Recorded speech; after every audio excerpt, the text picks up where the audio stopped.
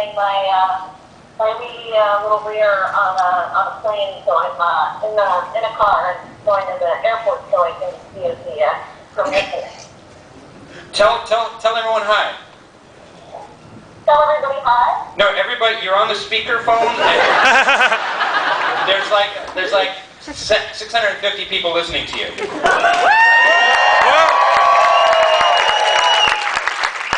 How was it working on Super?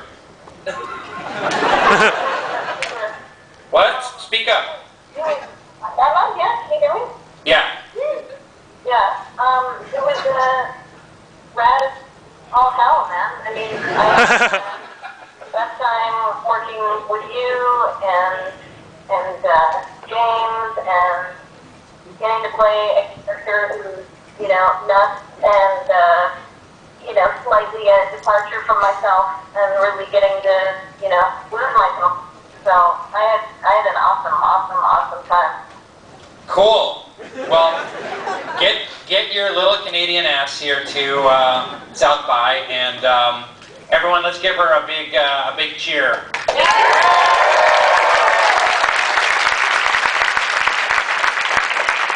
Can't be there right now for what you guys are doing. Really bummed.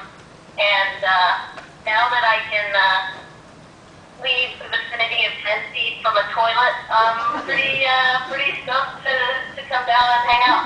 Awesome. Great. Okay, we'll see you tonight. Bye. All right, bye. Bye, You should have asked her more questions about the diarrhea.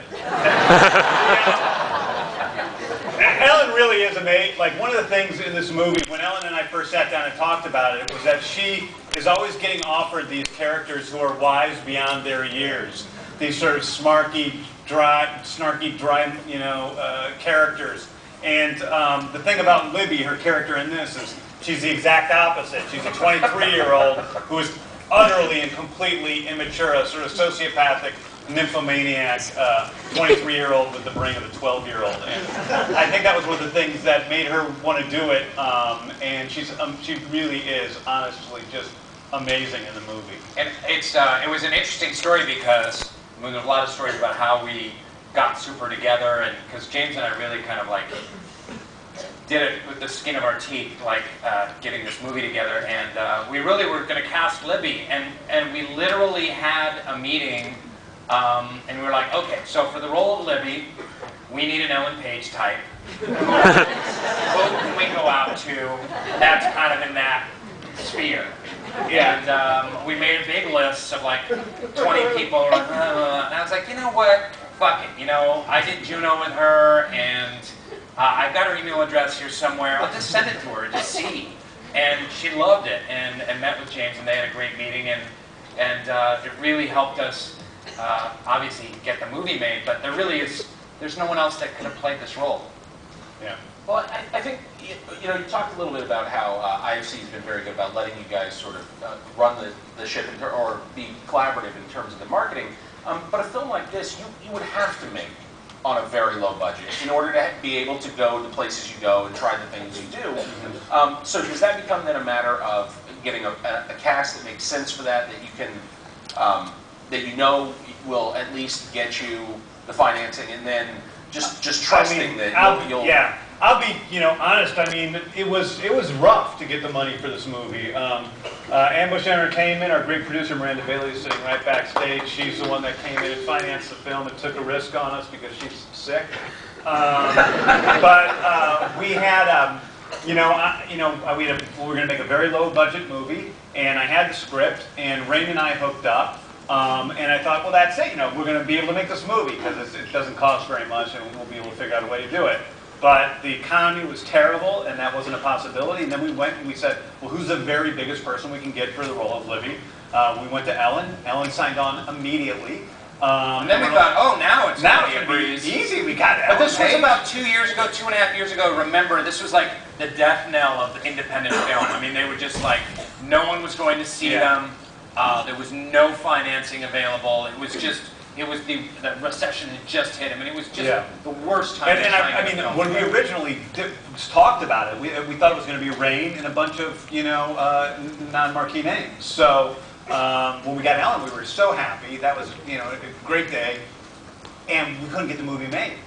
And then we went to Liv Tyler next, and Liv Tyler said yes. In all honesty, Liv is the one who got the movie made. She's great in the movie, and she is somebody who's an international star, so she means a lot all around the world because everything she attaches herself to is, you know, Incredible Hulk, Lord of the Rings, The Strangers, all these big international hits. So she was the one that actually helped us put the financing over the top. But it was amazing because all these people, Rainn, Ellen, me, we all did the movie for scale. I mean, we all did the movie for nothing. You know, Liv Tyler normally gets paid however many millions of dollars for a film, and she did this for what probably ended up to being $8-9 grand, something like that, working on the movie full time, 21 days. So it was really, for me as a writer-director, I was so grateful for that, and it also can be a little terrifying at times because these people are all believing in you and your vision, and you know, nobody knows exactly what this movie's going to be inside my head until I put it out there and do it. So I feel very, very fortunate and blessed that those people were willing to do that. Does that give you room then to cast people that you want in some of the other roles? Like, because I love seeing Greg Henry, I love seeing Michael Rooker. I mean, these are great guys who maybe aren't box office necessarily, but what they bring to your film is invaluable. Yeah, I love working with people who are friends, and so I put, you know, my brother Sean is in the movie, my best friend Stevie Blackheart's in the movie, Greg Henry and Michael Rooker I worked in on Slither. But listen, Rooker does mean something, and he's an actor that gets a lot of work, and he came in and stayed with us in Shreveport, Louisiana on his own dime. Wow. For a character that speaks, you know, 5 times in the movie, but is always there. And actually, to me, like, his performance in the movie is one of my favorites because he's a guy who was basically the role of thug number 1. And he created this whole life of this character and this depth where you feel kind of bad for him. That wouldn't be there if it was just a regular actor. So, yeah. And now you guys are all 1 degree removed from Kevin Bacon in the game.